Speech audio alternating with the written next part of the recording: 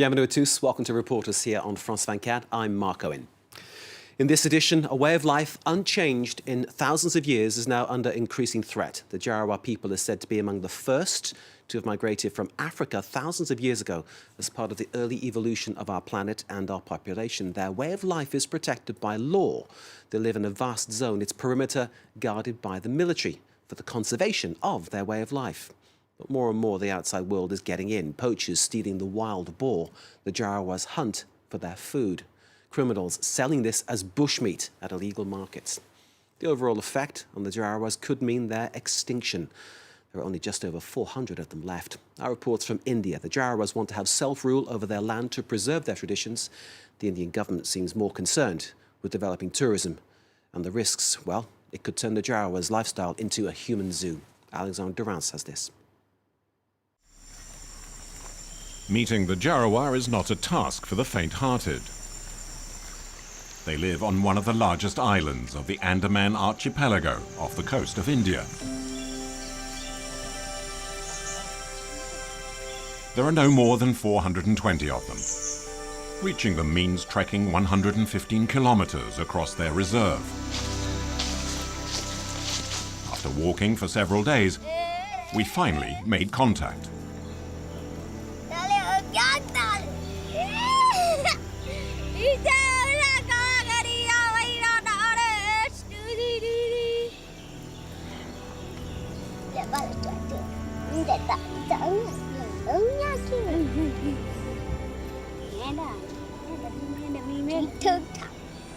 For 35,000 years, the Jawara had no contact at all with the outside world. Let's see who can shoot the furthest. Recent studies indicate they were amongst the very first peoples to have migrated from Africa to the rest of the world. I'm going to try again. This time it'll really go far. In theory, the Jawara Reserve is protected by the Indian Army and access is prohibited. But since 2012, contact with Indians living on the other side of the island has increased. Now, tourists and poachers are threatening their fragile way of life. More than once, tribesmen have traveled to meet with the authorities, but their complaints have been ignored. That is why we decided to break the ban and meet them to hear their side of the story.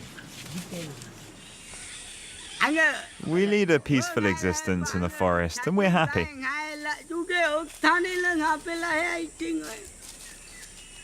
We have everything we need here. The trees bear a lot of fruit, and the flowers are magnificent.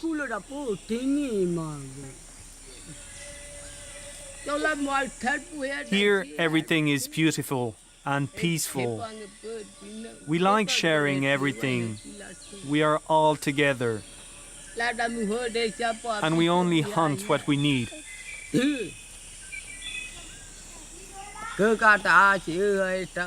But before, there were no strangers here. Today, they're getting closer and closer to us. The Jawara are pygmies and hunter-gatherers.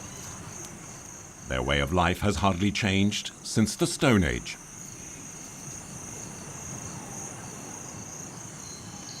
The change has come quickly, and they now have tools, torches, and kitchenware.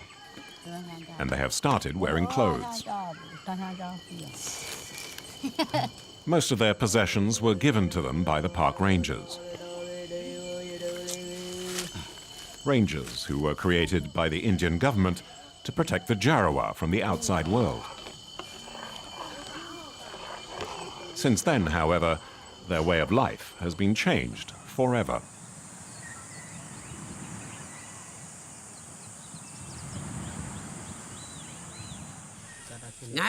Before, there were no metal pots.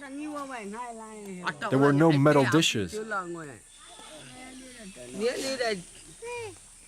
Sometimes you have to walk at night, but it's too dark. In the past, we used to make candles from beeswax. But today, we have torches. The Indians give them to us. They provide more light and save us from darkness.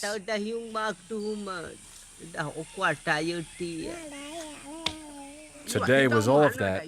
Things have changed. Today, we can walk at night. In the early hours of the morning, the men go hunting. But there's a constant fear of running into outsiders.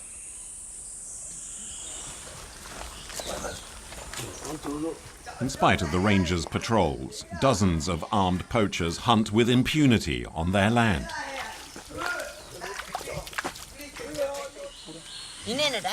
There are armed poachers who shoot at us.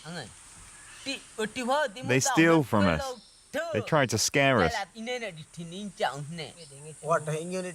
They want to buy wild pigs from us. They set traps to catch them. They kill our pigs. Sometimes they even give us a little money or clothes. That's how they steal our game. Before, we only ate pigs, but now there are hardly any left. We were forced to hunt deer for food. We don't know what to do anymore. We sit down and think about all that. We think about it all the time.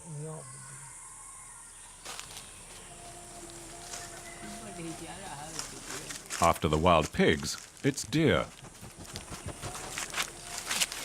Their numbers have decreased dramatically since the poachers forced the Jawara to hunt for them.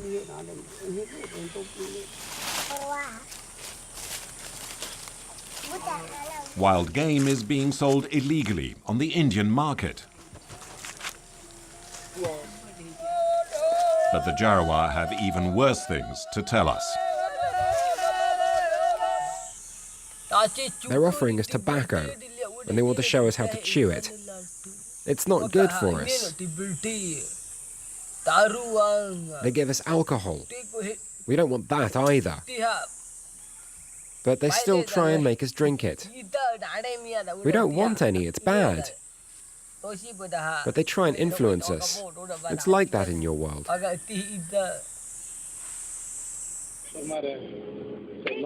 The Jawara have been given a tiny glimpse of our world, but the increasing number of tourists is starting to make them feel like exhibits in a zoo.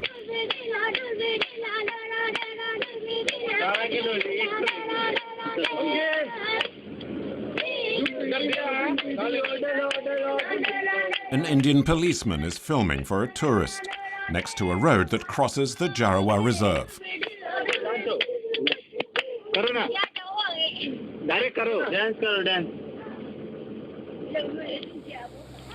None of the tourists on the Andaman Islands wants to talk about these photo safaris, except for one guide who wishes to remain anonymous. 70 to 80% of Indian tourists who arrive in Andamans, in their package, like it's always there, like, you know, just to have a look, like how these Jawas are, like. And that became actually a commercial business for all these travel agents in Port Blair, like. And people are taking nude photographs and they are selling their CDs, like, you know, naked ladies dancing. I feel like it's actually sort of an exploitation, like these innocent Aboriginal primitive tribes, like, you know. At the beginning of the road are the same signs you will see in game reserves.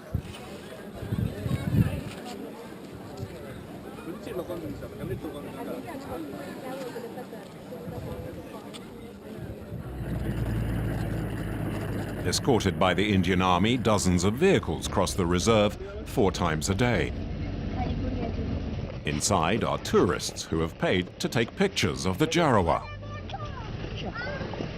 Tourist videos have been uploaded online. Nobody had ever asked the Jawara what they thought, but we did. Takulu, one of the hunters, is the clan's spokesman. With tourism, money came into their lives.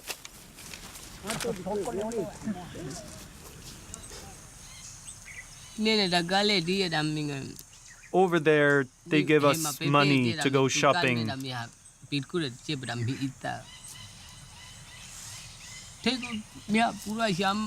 We buy cakes for the kids. We buy food, sugar, for example. If we don't have money, it's not a problem. But in the shop, if we don't have money, we can't buy cakes.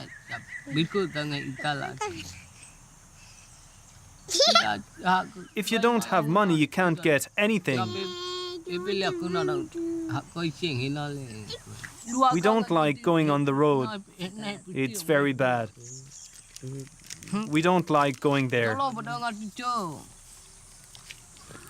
With the Indian government focusing on developing the archipelago, the plight of the Jarawa seems to come a distant second to other concerns.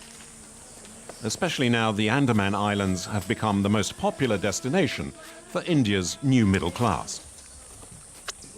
The ruling nationalist BJP party is denying the Jarawa the right to self-determination, something the Jarawa say is unacceptable. We don't like the outside world. We don't want to have any contact and be too close to your world. We want to stay the way we are. Your world is bad for us. We don't like it. There are too many people. There's too much noise and no peace. Your world smells bad. We're at home here. This is where we want to live. Here we can find everything we need. In the evenings, we're together. We sit down. We build a bonfire. We're happy together. We have no worries. Despite repeated requests, no Indian official was willing to be interviewed. Included in the vision of the Indian agency responsible for the Jarawa is to discharge its duties and responsibilities on behalf of India and the world to this unique heritage by conserving the ecology and environment to enable the indigenous people to live as per their own genius. But the temptation to force the Jarawa from their unspoilt beaches to build hotels might prove too strong, whatever the declarations of goodwill the Indian authorities may have made.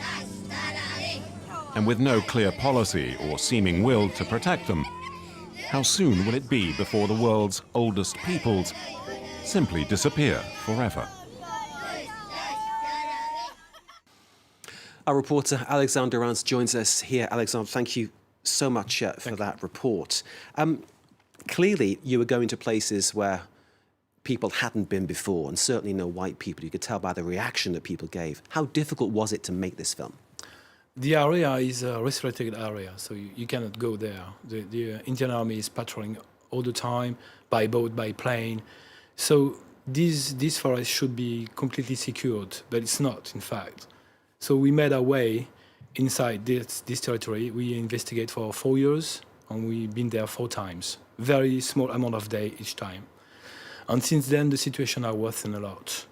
In 2014, the Jawara women have been abducted and raped by Indian men, and poachers go there, they give them alcohol, tobacco, and they hand the game, as you said. And now the situation is getting worse and worse, because the Jawara are only 400 people left. You can see a comparison with American Indians, what happened to them, Native Americans, when the Europeans landed in the 15th century. But this people is far more ancient. It's been there for many, many, many more years than the Indians in what is now the USA. Yeah, the last studies revealed that the Jawara came from Africa 70,000 years ago. And this story is repeating itself, in fact. We can see that what happened in America is going to happen now in the Andaman Islands. And Alexandre, an ancient people, and they are protected, but somehow they're not being protected. Why is that happening? In fact, this territory is a blackout. There is no media allowed there, no anthropologists. Nobody can go there to study the Jawara or to report what's going on. So this is why we get in to give the Jawara a voice. And the Indian government stated recently that the Jawara want to join the mainstream. They want to become Indian. But in fact, nobody ever asked them if they want to do that. So this is what we did. And I think the answer is pretty clear. They said, we want to stay as we are. Tell us the impression that you got of how the Jarawa's life is, what their lifestyle is, how they live. It's a life of happiness and joy and freedom. It's just amazing to see that. And also, this is very sad to understand that it could be stopped very fast. So yes, it's a quite very impressive experience. And a feeling that the Indian government is more concerned with developing tourism in this area than actually preserving this rare people. Yeah, a few months ago, the Indian government stated that they want to make Port Blair, which is the local capital of the Andaman, the biggest port on the Indian Ocean. So this is not only tourism, it's also economical development and army development.